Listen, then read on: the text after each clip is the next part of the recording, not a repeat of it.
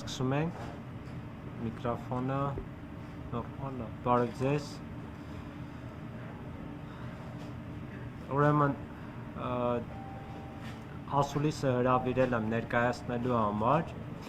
մարդու իրավունքների պաշտպանի փաստահավաք գործունեության այս փուլի արդյունքները, քանի որ երեկ երեկոյան մենք հրապարակեցինք մեր փաստահավաք առաքելության հիման վրա կազմված երկրորդ միջանկյալ զեկույցը ադրբեջանական վայրագությունների վերաբերյալ, որոնք կատարվել են Արցախի Հանրապետության բնակչության դեմ։ Առաջին զեկույցը հրապարակել էինք հոկտեմբերի 1-ին, երկրորդը երեկ հրապարակեցինք արդեն թարմացված տվյալներով։ Հիմնական բովանդակությունը քիչ թե շատ հակիրճ կներկայացնեմ, հետո պատրաստ կլինեմ ձեր հարցերին պատասխանելու։ Նախ տեղյակ եք, որ սեպտեմբերի 27-ին Ադրբեջանը լայնածավալ պատերազմ է մեկնարկել Արցախի Հանրապետության դեմ, որի ընթացքում հենց սկզբից սկսել է ակտիվ կերպով, դիտավորյալ և չտարբերակված կերպով թիրախավորել նաև քաղաքացիական բնակչությանը և առաջնագծին մոտիկ բնակավայրերում և նաև խորքում գտնվող բնակավայրերում, այդ թվում մայրաքաղաք Ստեփանակերտում, բոլոր շրջկենտրոններում և նաև խորության տեսանկյունից պետք է շեշտել, որ նույնիսկ մինչև 90-100 կիլոմետր հեռավորության վրա գտնվող առաջնագծից այդքան հեռավորության վրա գտնվող բնակավայրերը նույնպես թիրախավորվել են, մի մասը հեռահար հրթիռներով, մյուս մասը հարվածային ԱԹՍ-ներով։ Այս քաղաքացիական բնակչության թիրախավորելու հետևանքով մինչև երեկ այս գիշերը ներառյալ արդեն մենք արձանագրել ենք առնվազն 25 զոհ, որոնցից 5-ը երեկ են արձանագրվել ամսի 10-ին, դրան առանձին կանդրադառնամ, մինչև ամսի 9-ը 20 զոհ է եղել և 102 վիրավոր առնվազն։ Պետք է նշել, որ այս զոհերը և վիրավորները արձանագրվել են բոլոր ուղղություններով, հյուսիսից մինչև հարավ և բոլոր հիմնական բնակավայրերում՝ Մարտունի քաղաքում, Մարտակերտ քաղաքում, Հադրութում, Ստեփանակերտում, այս թվարկված բնակավայրերի հարակից բնակավայրերում, գյուղերում, իսկ վիրավորները ավելի լայն աշխարհագրություն ունեն, ընդհուպ մինչև Քաշաթաղի շրջանի խորքում գտնվող, հյուսիսային հատվածում գտնվող բնակավայրեր։ Եվ գալով տարիքին պետք է նշեմ, որ զոհերի կեսից ավելին 50-ից բարձր տարիքի են, այս պահի դրությամբ նախնական հաշվարկով 25 զոհից 9 կին է, մեկը երեխա է, 9 տարեկան երեխա, վիրավորների շրջանում ևս կան երեխաներ, բազմաթիվ կանայք, տարեցներ և այլն։ Արդեն մանրամասները կարող եք մեր զեկույցում տեսնել, որոնք համապատասխան ինֆոգրաֆիկներով ներկայացված են, որպեսզի հեշտ կարողանաք տարբերակել, այդ թվում քարտեզագրված են, թե որտեղ ինչ տիպի զոհեր և վիրավորներ ենք ունեցել։ Այս զոհերի, վիրավորների բոլոր չափանիշները վերլուծելով, մենք եզրահանգում ենք մի քանի փաստի, արդեն ապացուցված փաստի։ Առաջինն այն է, որ Ադրբեջանը համակարգված կերպով և շարունակական կերպով թիրախավորել է քաղաքացիական բնակչությանը։ Երկրորդը, որ կիրառվել են նաև քաղաքացիական բնակչության դեմ բավականին բարձր ճշգրտությամբ զենքեր, եթե որոշ դեպքերում կարող ենք վիճարկել, որ չտարբերակված հարվածներ են եղել, որը նույնպես միջազգային իրավունքի խախտում է, սակայն բավականին շատ դեպքերում կարող ենք ակնհայտորեն պնդել, որ եղել է ուղիղ թիրախային դիտավորյալ հարված քաղաքացիական բնակչությանը, քանի որ օրինակ դեպքեր ունենք, որ կիրառվել է հարոբ տիպի ինքնասպան ԱԹՍ իսրայելական արտադրության։ Հենց քաղաքացիական բնակչության դեմ Հադրուտ քաղաքում սեպտեմբերի 27-ին քաղաքացիական մեկ տան վրա ինքնասպան ԱԹՍ-ն հարվածել է։ Ահա մի օրինակ, ընթացքում կանդրադառնանք սրանց, բայց մի օրինակ այդ ԱԹՍ-ի կտորներից, հարոպի կտորներից, այստեղ կան նաև գրվածքներ, գրվածքները երբ դուք նկարեք եւ ուսումնասիրեք ինտերնետով, կտեսնեք, որ սրանք հարվածային ԱԹՍ-ի իսրայելական արտադրության հարվածային ԱԹՍ-ի կտորներ են։ Մի շարք այլ կտորներ էլ կան, չեմ ցանկացել շատ մանրամասն տարբեր տիպի զենքեր բերել, բայց զինատեսակներին առանձին մենք կանդրադառնանք, կներկայացնեմ որոշ զինատեսակներ, որպեսզի հասկանանք, թե ինչ զինատեսակներ են կիրառվել։ Նույնը նաև Ստեփանակերտում եւ մի շարք այլ բնակավայրերում մենք հստակ ունենք ապացույցներ, որ կիրառվել են բարձր ճշգրտությամբ հեռահար հրթիռներ, նաև բալիստիկ հրթիռներ, քաղաքացիական շենքերի, այսինքն բնակելի շենքերի ուղղությամբ, ինչի հետևանքով բազմաթիվ զոհեր ու վիրավորներ են ունեցել, նաև ենթակառուցվածքային ու մասնավոր գույքի ահռելի մեծ քանակի վնասներ։ Լրագրողները եւ նաև ժողովուրդը ու միջազգային հանրությունն էլ կարծում եմ բավականին շատ նմանատիպ տեսանյութեր եւ լուսանկարներ արդեն հասցրել են տեսնել, կարիք չկա ես մանրամասն ներկայացնեմ։ Եվ այս բոլոր դեպքերում ակնհայտ է, որ ընդգծված միտում է եղել ադրբեջանական զինված ուժերի մոտ հարվածելու նաև քաղաքացիական բնակչությանը եւ նաև կորուստներ պատճառելու, քանի որ շատ հաճախակի կիրառվել են նաև լայն ընդգրկվածության եւ լայն ազդեցության զինատեսակներ, ներառյալ կասետային զենքեր, կասետային հրթիռներ, կասետային ռումբեր, արկեր եւ այլն եւ այլն։ Սրան էլ առանձին կանդրադառնամ զինատեսակների մեջ։ Այսքանը վիրավորների եւ զոհերի առումով առանձին կուզեի անդրադառնալ լրագրողների հանդեպ թիրախային հարվածներին կամ չտարբերակված հարվածներին։ Տեղյակ եք, որ հոկտեմբերի 1-ին Մարտունի քաղաքում լրագրողների խումբը, նաև այլ քաղաքացիական խմբեր թիրախային հարվածի տակ են եղել ադրբեջանական հրետանու կողմից եւ դա տեղի է ունեցել հենց Մարտունի քաղաքի կենտրոնում, որը շատ մեծ հեռավորության վրա է ցանկացած ռազմական օբյեկտից, ինչի հետևանքով 4 քաղաքացիական անձ սպանվել է եւ վիրավորվել են քաղաքացիական անձինք, որոնց շրջանում նաև 4 լրագրող, երկուսը օտարերկրյա քաղաքացի, Ֆրանսիայի Հանրապետության քաղաքացիներ։ Հոկտեմբերի 2-ին Մարտակերտում լրագրողների խումբը միկրոավտոբուսով հետապնդման է ենթարկվել եւ թիրախավորվել է, բարեբախտաբար որևէ զոհ վիրավոր չի արձանագրվել եւ հոկտեմբերի 8-ին Շուշիի Ղազանչեցոց եկեղեցում 3 Ռուսաստանի Դաշնության քաղաքացի լրագրողներ կրկին վիրավորվել են թիրախային հարվածի հետևանքով, այդ ժամանակ թիրախավորվել է հենց եկեղեցին, սրան էլ առանձին կանդրադառնամ որպես դրվագ։ Ինձ համար խիստ դատապարտելի է ինչպես քաղաքացիական անձանց թիրախավորումը, այնպես էլ լրագրողների թիրախավորումը ադրբեջանական զինված ուժերի կողմից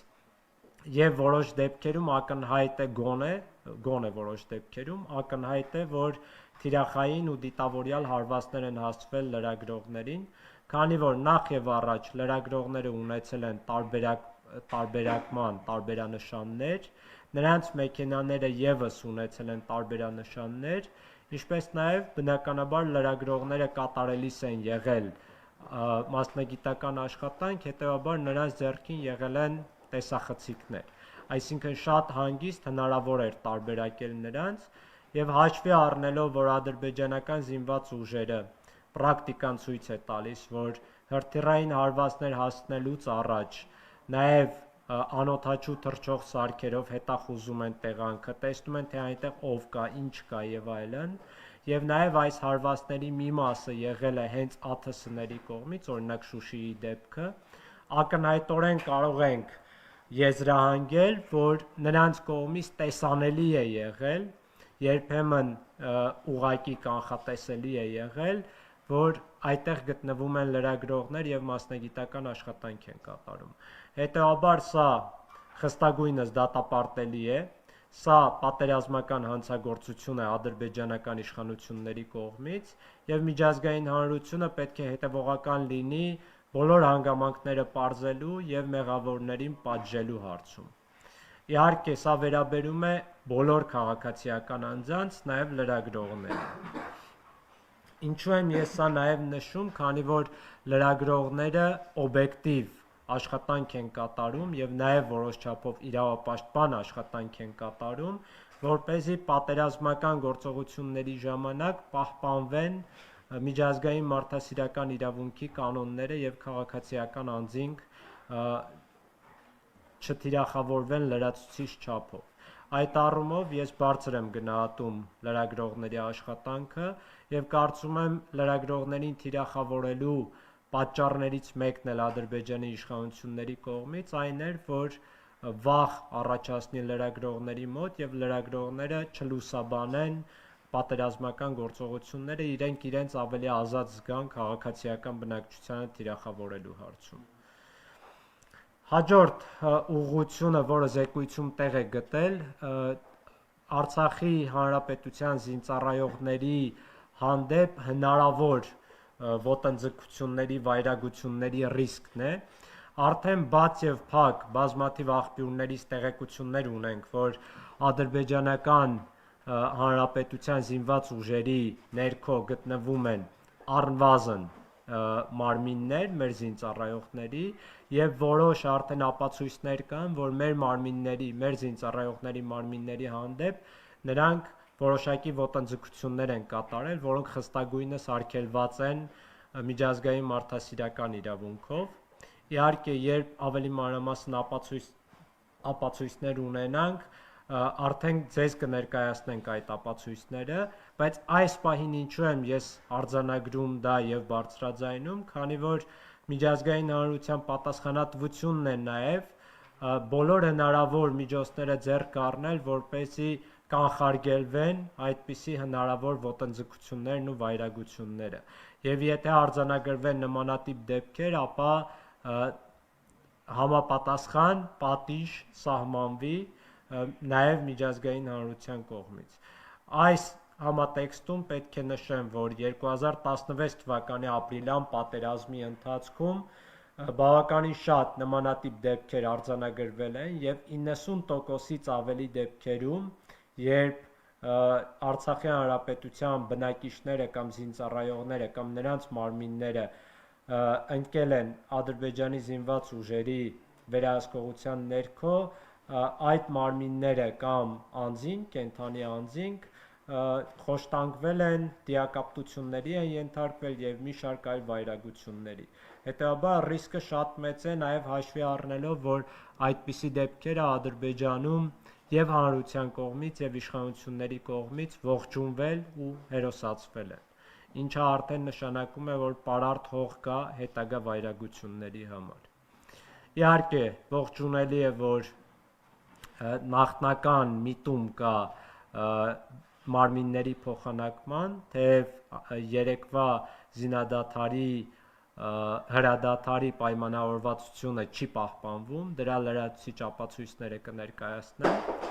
սակայն այդ համատեքստում շատ կարևորում եմ, որ առաջիկա օրերին կոնկրետ քայլեր կատարվեն եւ ես էլ պատրաստ եմ աջակցել այդ քայլերին, որպեսզի երկկողմանիորեն այս մարդասիրական գործողությունները, միջոցառումները կազմակերպվեն եւ մարմինները փոխանակվեն երկու կողմերի միջև։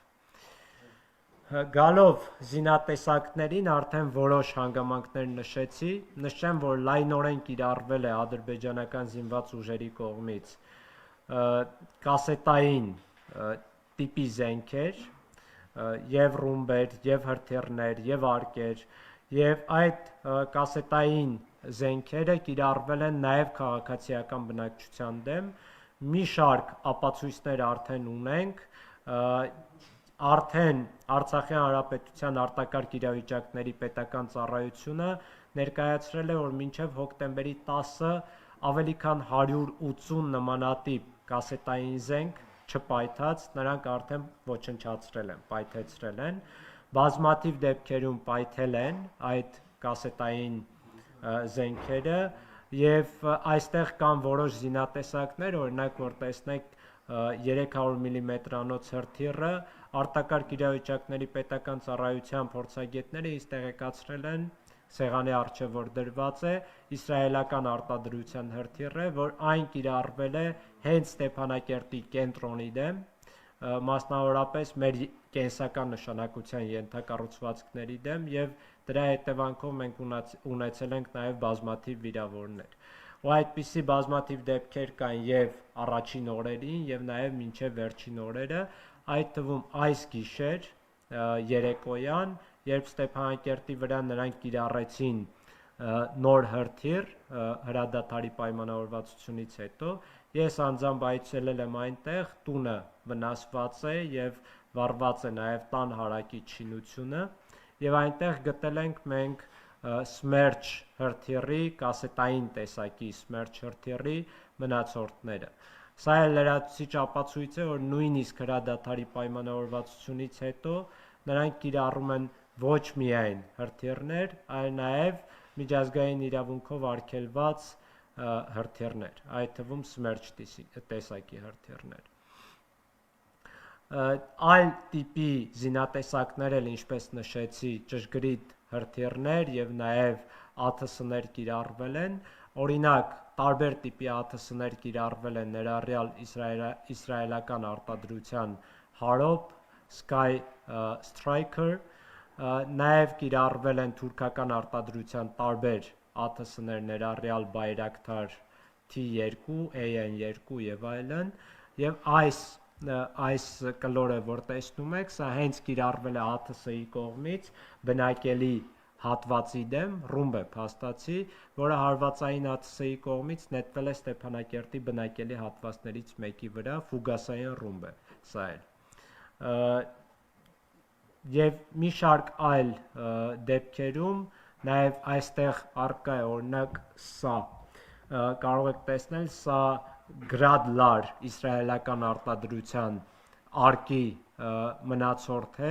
որը էլի կասետային տիպի զենք է եւ կիրառվել է Ստեփանակերտի բնակելի հատվածներից մեկի ուղղությամբ 122, եթե չեմ սխալվում, մմ-անոց զինատեսակ է։ Այս օրինակները եւ բազմաթիվ այլ օրինակներ ցույց են տալիս, որ Ադրբեջանը կիրառել է արգելված զինատեսակներ, արգելված մեթոդներով, արգելված հատվածներում, որոշ դեպքերում չտարբերակված բնույթի, որոշ դեպքերում միտումնավոր դիտավորյալ մեթոդով, եւ դրա հետևանքով մենք ունեցել ենք բազմաթիվ զոհեր, վիրավորներ, ենթակառուցվածքային եւ գույքային վնասներ, եւ ավելին ասեմ, որ մենք կանգնած ենք հումանիտար աղետի առջև, քանի որ եւ Ստեփանակերտում եւ մնացյալ բազմաթիվ բնակավայրերում մենք ունենք բազմաթիվ հազարավոր, եթե ոչ տասնյակ հազարավոր չպայթած պայթուցիկ նյութեր, որոնք երկար տարիներ կարող են վտանգել քաղաքացիական բնակչության եւ հատկապես երեխաների կյանքն ու առողջությունը։ Ինչպես նախորդ ասուլիսին էլ հոկտեմբերի 2-ին նշել եմ, ես սա հատուկ կուզեի կարևորել, քանի որ ես ինքս անձամբ 6 տարեկան հասակում վիրավորվել եմ ադրբեջանական ականի պայթյունից պատերազմից հետո 95 թվականին եւ կորցրել եմ տեսողությունս։ Եվ ինձ նման հարյուրավոր երեխաներ կորցրել են կամ իրենց կյանքը կամ առողջությունը եւ ոչ միայն երեխաներ, բայց երեխաների շրջանում այդ դեպքերը շատ ավելի շատ են եղել։ Եվ կարծում եմ, որ ադրբեջանական զինված ուժերը նաեւ միտումնավոր են խիտ բնակչության շրջանում այս տիպի զինատեսակներ կիրառում, որպեսզի հումանիտար աղետի առջև կանգնեցնեն մեր քաղաքացիական բնակչությանը։ Հետևաբար այս առումով էլ պետք է պատշաճ արձագանք եւ պատիժ լինի, նաեւ կարծում եմ միջազգային հանրությունը լուրջ անելիք ունի մեզ օգնելու հումանիտար այս աղետը օր առաջ դադարեցնելու, կանխարգելելու ուղղությամբ, հատկապես այս զինատեսակները մաքրելու, պայթուցիկ նյութերը մաքրելու հարցում։ Գալով արգելված մեթոդների կիրառմանը, այսպես ասեմ, արգելված մեթոդների մեջ շատ կարևոր է շեշտել, որ Ադրբեջանը լայնորեն կիրառում է ահաբեկչական վարձկան խմբեր, ինչի ապացույցները արդեն բազմաթիվ են եւ միջազգային հայտնի լրատվամիջոցների կողմից եւ նաեւ որոշում կայացնողների կողմից, խոշոր պետությունների, այդ թվում Ֆրանսիայի, Ռուսաստանի, ԱՄՆ-ի եւ մի շարք այլ պետությունների համապատասխան մարմինների կողմից հրապարակված ապացույցներ, այստեղ կասկած չկա, որ Թուրքիայի գործուն աջակցությամբ ադրբեջանական զինված ուժերը ներգրավվել են վարձկան ահաբեկիչներ Սիրիայից եւ Լիբիայից, որոնք իրենց բացասական փորձառությամբ եւ ցեղասպանական փորձառությամբ փորձում են այստեղ պայքարել, մարտնչել, այսպես ասեմ, մեր զինված ուժերի դեմ։ Սրա վտանգն այն է, որ իրենք իրենց փորձառությամբ, ցեղասպանական եւ ահաբեկչական փորձառությամբ լուրջ վտանգ են ներկայացնում եւ Արցախի հանրապետության բնակչության դեմ եւ նաեւ հաշվի առնելով Ադրբեջանում առկա հայատյացության ընդգծված բարձր ֆոնը, այդ պատճառով սա գոյաբանական խնդիր է Արցախի բնակչության համար եւ նաեւ սա լրջագույն խնդիր է ողջ տարածաշրջանի կայունության համար, բոլորս էլ գիտենք, թե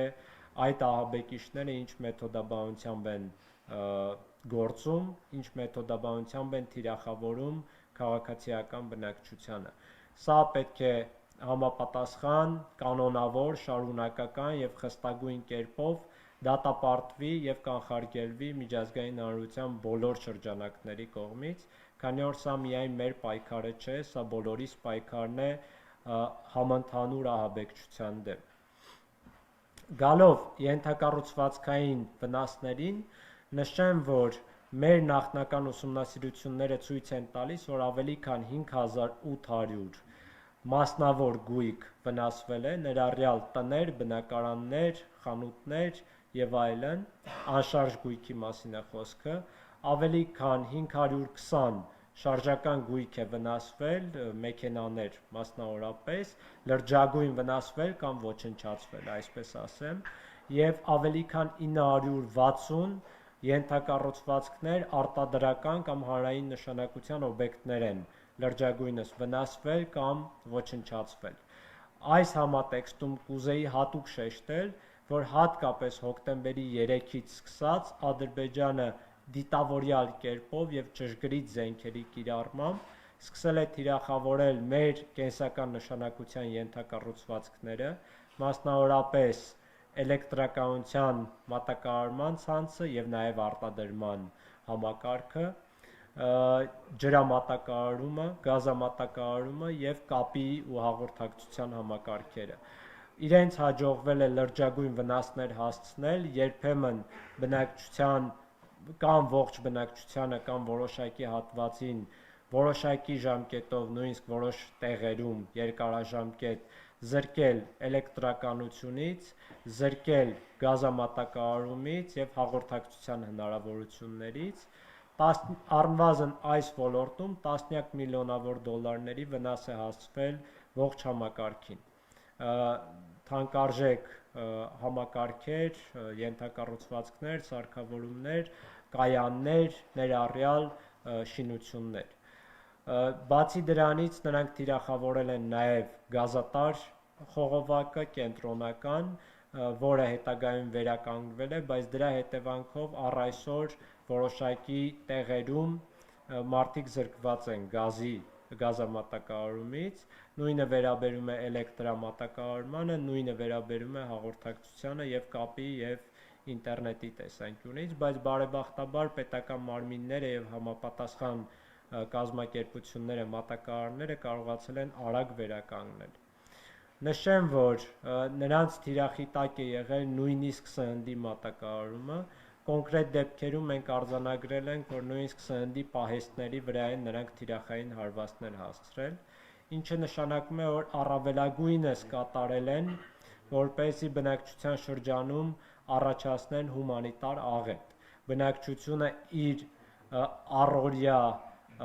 առանցքային էական նշանակության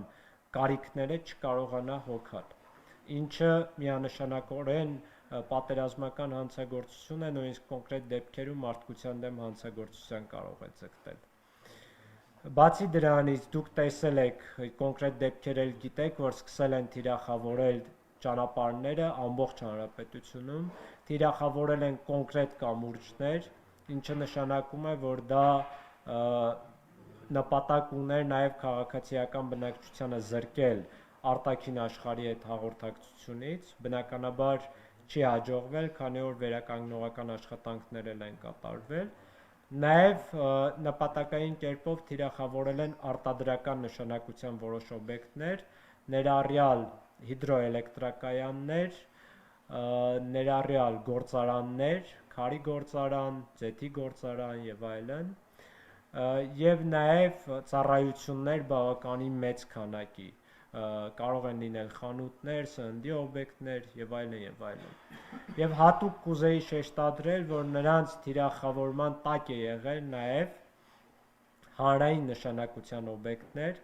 ներառյալ դպրոցներ, մանկապարտեզներ, մշակութային կենտրոններ եւ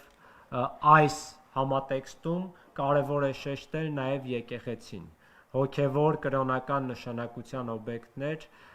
որտեղ մեր վերլուծությունը ցույց է տալիս, որ միտումը 100%-անոց է, քանի որ Շուշիի Ղազանչեցոց եկեղեցու հոկտեմբերի 8-ի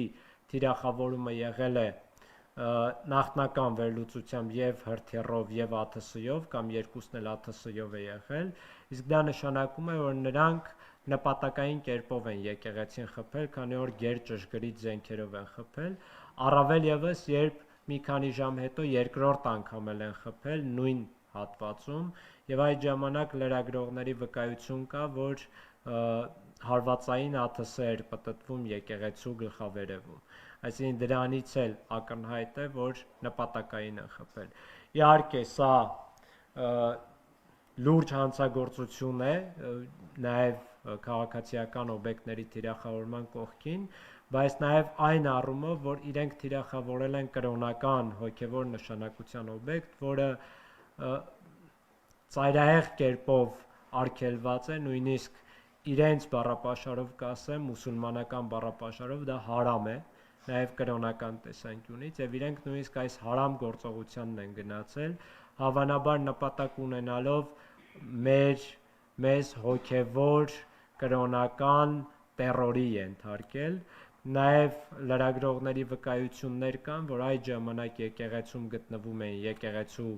ապաստարանում գտնվում էին երեխաներ, կանայք, տարեցներ, որոնք մտածում էին, որ եկեղեցին ապահով վայր է, հետեւաբար ենթադրելի է, որ նրանց թիրախավորման տակ են եղել նաև այս քաղաքացիները, քաղաքացիական անձինք։ Սա էլ լրացուցիչ կերպով ցույց է տալիս նրանց պատերազմական հանցագործությունների միտումը։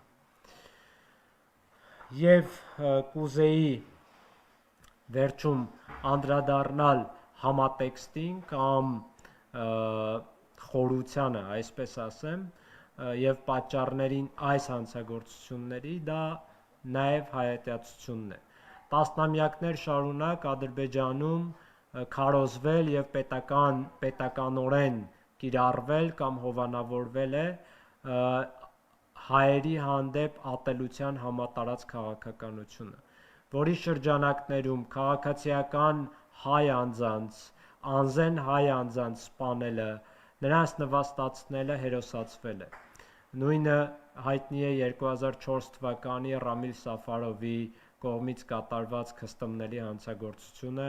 Գուրգեն Մարգարյանի դեմ, երբ կացնահարեց անզեն հայ սպային հյուրանոցում քնած, որը հետագայում նաև այդ ժամանակ հերոսացվեց Ադրբեջանի իշխանությունների ու հասարակությունների մոտ։ 2016 թվականի վայրագությունների ժամանակ, երբ իսլամական պետության ոճով գլխատում էին հայ զինծառայողներին, այդ գլխատման համար այդ հանցագործին Ալիևը հրապարակայնորեն պարգևատրել է եւ հանրության կողմից հերոսացվել է։ Ու բազմաթիվ նմանատիպ դեպքեր, որոնք ակնհայտորեն ցույց են տալիս, որ համակարգային բնույթ է կրում հայատյացությունը, նույնիսկ դպրոցում եւ մանկապարտեզում նրանք սովորեցնում են երեխաներին ատել հայերին եւ իրենց բոլոր ձախողումների համար նշում են, որ հայերն են մեղավոր։ Այս համատեքստում միանշանակորեն ընկալելի, ավելի շուտ սպասելի է, որ նմանատիպ հանցագործություններ տեղի կունենան, նույնիսկ մենք ինչ որ չափով կարողացել ենք մեր զինված ուժերը կարողացել են կանխարգելել ավելի լայն եւ ավելի վատթարագույն հանցագործությունները մեր բնակչության հանդեպ։ Այս հայատյացությունը նաև նշեմ, որ վերջերս մեկ ամիս առաջ մոտավոր Եվրոպական դատարանի կողմից արձանագրվել է հենց Ռամիլ Սաֆարովին արտահանձնելու եւ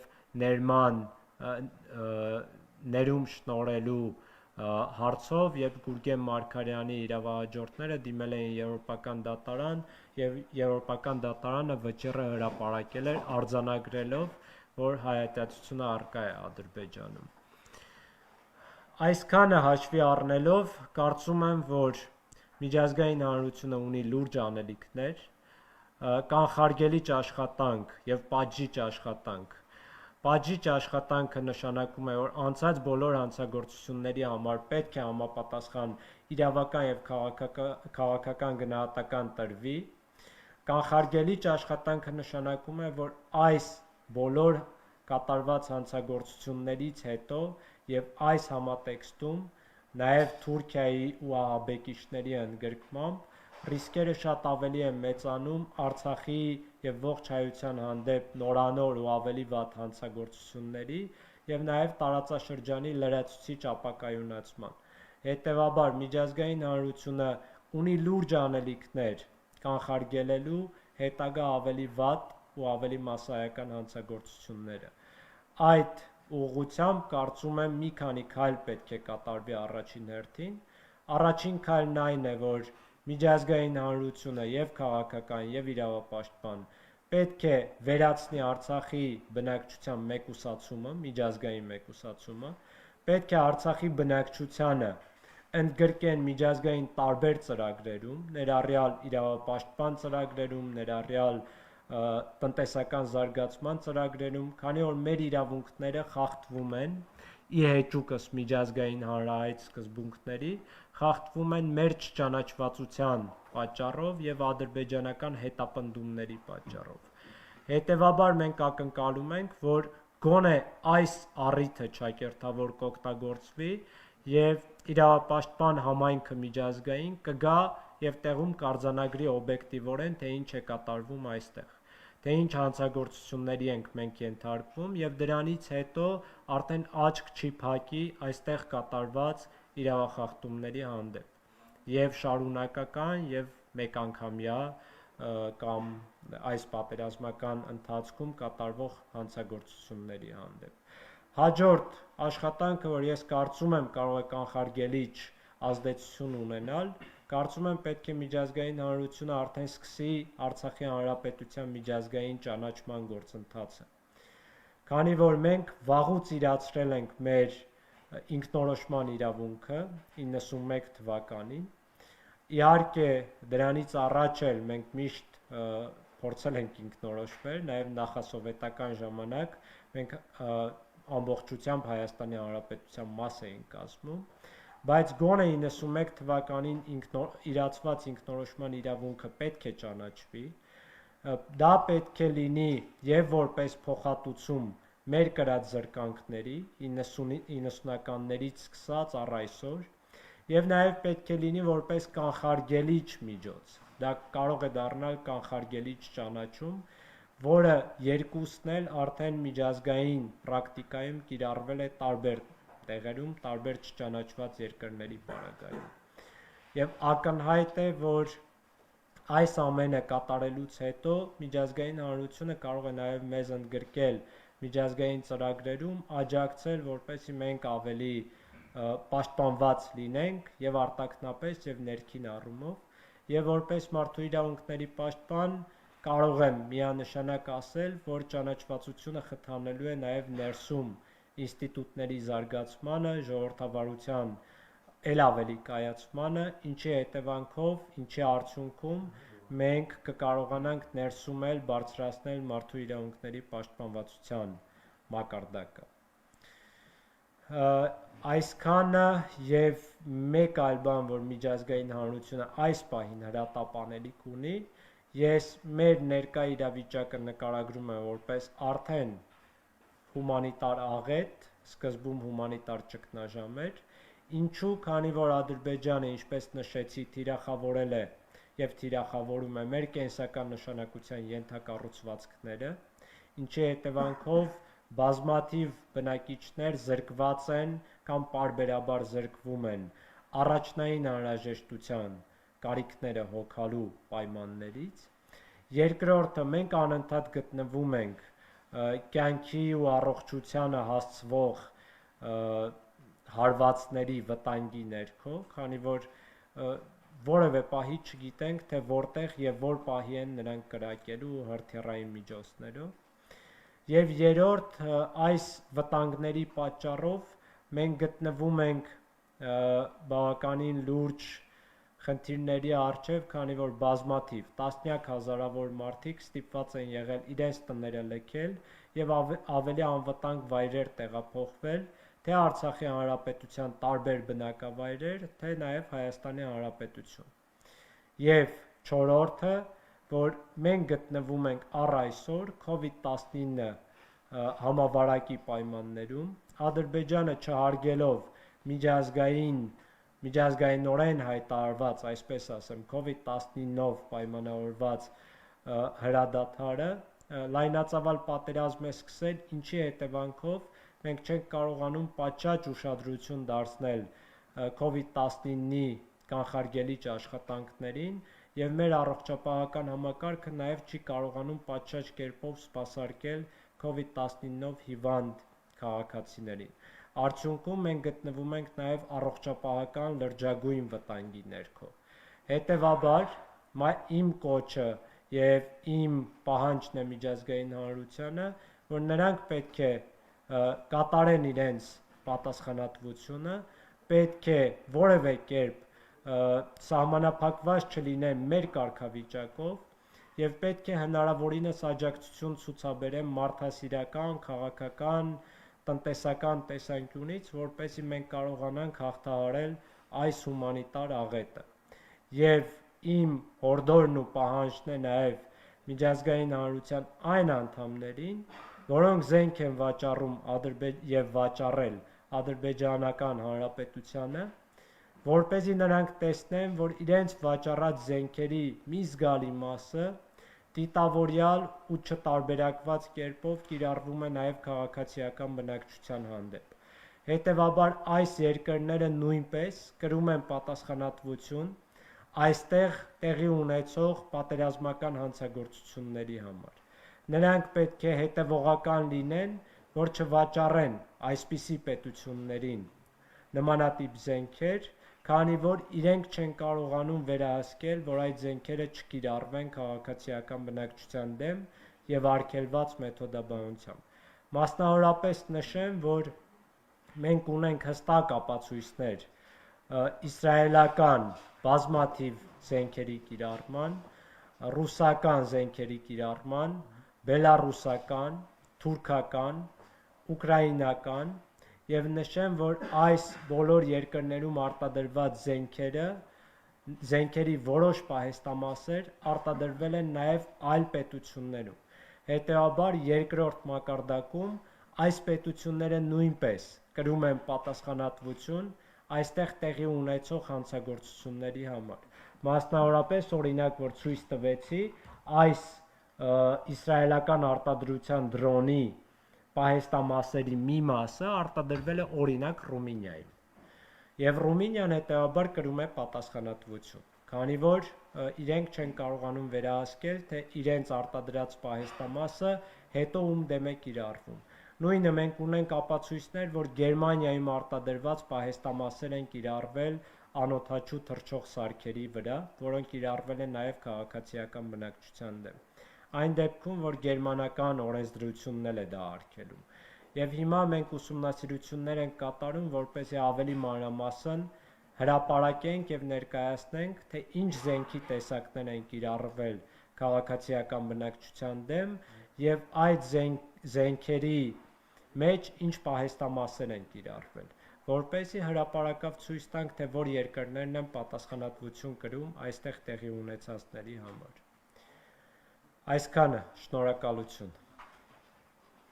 Արելի է հարցեր։ Իհարկե, խնդրեմ։ Երեք հադրութում խաղաղբնակիչների դեմ ծանրագույն ոճրագործություն կատարվեց, սպանվեց կին եւ նրա հաշմանդամ որդին եւ որոշ տեղեկությունների այդ հանցանքը կատարողները եղել են վարձկան ահաբեկիչներ։ Ինչ տեղեկություն ունեք դուք, ինչ մանրամասներ կարող եք հայտնել։ Շանթ հեռուստաընկերություն Արտյոմ Երկանյան։ Շնորհակալություն, պարոն Երկանյան։ Ես այնքան հարցերից խոսացի, որ մոռացա սրան որպես առանձին կետ անդրադառնամ։ Մենք առանձին հաղորդագրություն տարածել ենք նաև քիչ առաջ, ավելի հստակ մանրամասներով։ Այո, 3 հադրութում շեշտեմ, որ հրադադարի պայմանավորվածությունից հետո դիվերսիոն ադրբեջանական խումբ ներթափանցել է հադրութ, ըստ որոշ տվյալների նաև վարձկան ահաբեկիչների մասնակցությամբ, այնտեղ ահաբեկել են բնակչությանը, վառել են որոշ տներ, նաև սպանել են որոշ քաղաքացիական անձանց։ Երեկվա դրությամբ մենք տեղեկություններ ունեինք 2 հոգու մասով, հաշմանդամություն ունեցող 1 երիտասարդ եւ նրա մայրը, որոնց սպանել են գնդակահարելով։ Նաև քիչ առաջ մենք տեղեկություններ ստացանք, իդեպ անունները հրապարակեմ, որպեսզի որևէ մեկը կասկած չունենա։ Եթե չեմ սխալվում ազգանունը, հիմա կստուգեմ կասեմ, ավելի հստակ, եթե չեմ սխալվում Ավետիսյան Միշա եւ Ավետիսյան Անահիտ, ազգանունը լրացուցիչ կճշտեմ, բայց մեր հաղորդագրությամբ տվել ենք ազգանունները։ Դրանից բացի նաև 2 լրացուցիչ քաղաքացիական անձանց մասով էլ արդեն տեղեկություններ ունենք, Նվեր Գրիգորյան եւ Արտյոմ Միրզոյան։ Այս երկուսը նույնպես սպանվել են վարձկան ահաբեկիչների կողմից։ Նշեմ, որ գոնե առաջին երկուսը, որդին եւ մայրը սպանվել են իրենց տանը, ինչը նշանակում է, որ ուղակի ներխուժել են տուն եւ գնդակահարել։ Մենք հրապարակել ենք նաև որոշակի լուսանկարներ, հաշմանդամություն ունեցող անձը մի քանի տեղից, այդ թվում կրծքից, որովայնի հատվածից գնդակահարված է, նաև գնդակահարված է նրա ձեռքը, ափը, ինչը մեզ թույլ է տվել եզրահանգել, որ նա այսպես ուղակի պաշտպանվել է, կամ ցույց է տվել, որ ինքը անզեն է, եւ ադրբեջանական ահաբեկիչները խփել են նաև նրա ձեռքին։ Սա լրացուցիչ կերպով ցույց է տալիս, որ դա եղել է ահաբեկչություն, դա եղել է պատերազմական ծանրագույն հանցագործություն, եւ մենք պետք է առավելագույնս կատարենք բոլոր հանգամանքները պարզելու եւ հետամուտ լինելու, որ այս ահաբեկիչները իրենց համապատասխան պատիժը ստանան։ Մնացած հանգամանքները պարզվում են,